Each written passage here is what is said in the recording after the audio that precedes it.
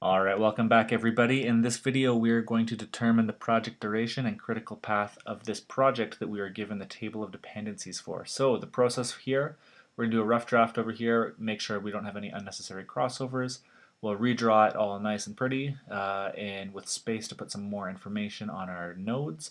And then we'll do a forward pass and a backward pass to get the early start, late start, and all of that good stuff. Then we can find the critical path and also the whole project duration. So first things first, let's do a rough draft here. We know that activity A is the first activity in the project because it has no predecessor, so we'll go ahead and draw that.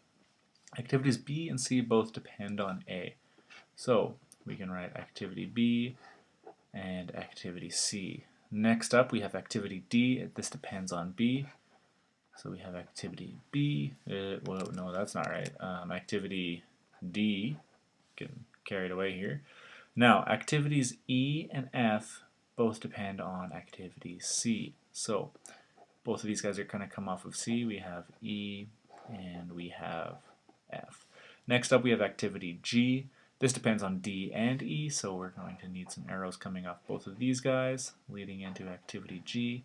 And lastly we have activity H here, and that depends on activities F and G. So we're going to have H there, and F is going to lead into it, and so is G. And there we go. This looks right. We have no unnecessary crossovers, so we don't have to redo it or shift anything around.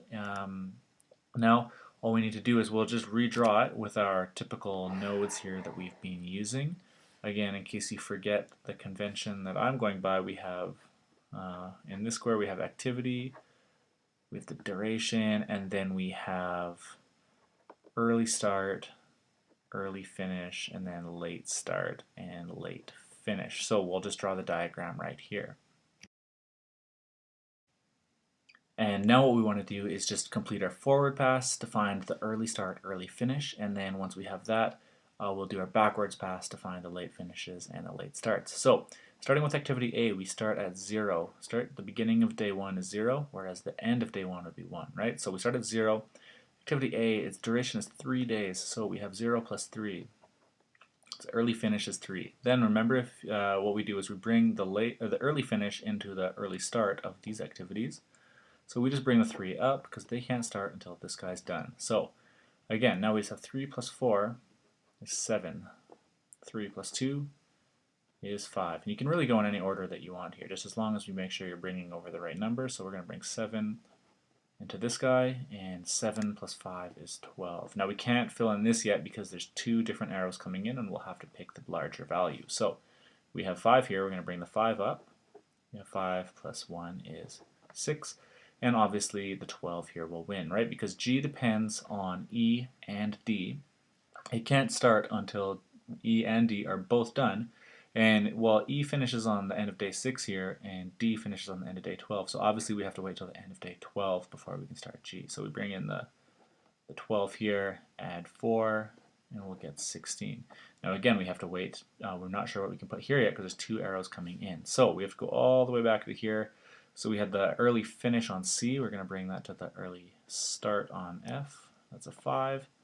5 plus 2 is 7, and what are we going to bring here? We have a 7 or we have a 16.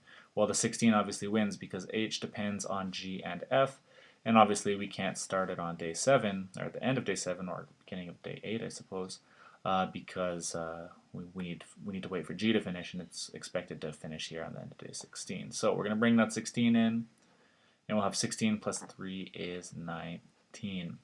So right away we know that the duration of the project, the planned duration of this project, is 19 days. Now we want to find out what the critical path is, so we're going to have to do the backwards pass. And how we do that, if you recall, we're going to bring this 19 down, right, the 19 here, and similar but different, instead of adding the duration, we're going to be subtracting the duration as we go back. So we have 19 minus 3, we get 16. Now we can bring the 16 into this spot. We can also bring it into this spot because there's no competing arrows coming in. So first of all, we'll start up here. 16 minus 4, we have 12. And again, we can bring this 12 to here because there's only one arrow leading in. We can bring this 12 down here because there's only one arrow. 12 minus 1 is 11. And up here we had 12 minus 5 is 7. Again, you can jump around as much as you like here. Down here, we forgot to finish this guy. We have the 16 minus 2. We'll get 14 here. All right.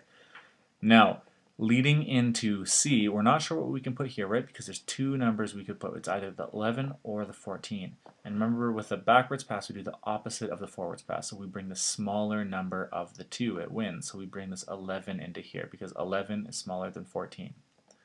Up here, we only have one arrow leading out of B, so we only have this number that's a possibility. So we bring the 7 in. 7 minus 4 is 3.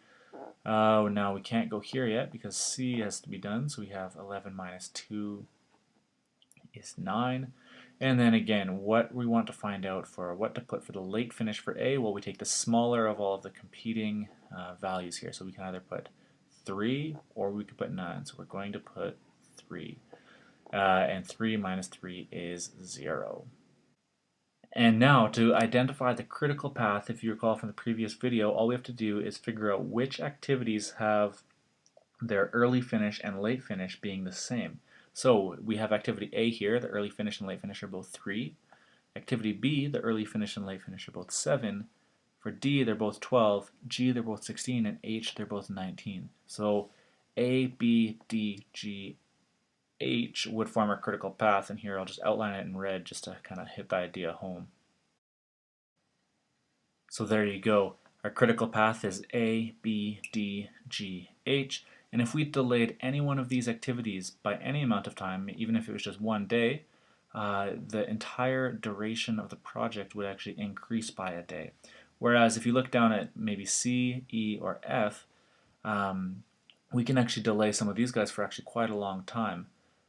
For example, if we started activity E, if we delayed it by 1 day, that wouldn't affect anything because according to its late start and late finish, it's allowed to start at least or at the latest on day 11 and finish on day 12 before it would start affecting the end date of our project.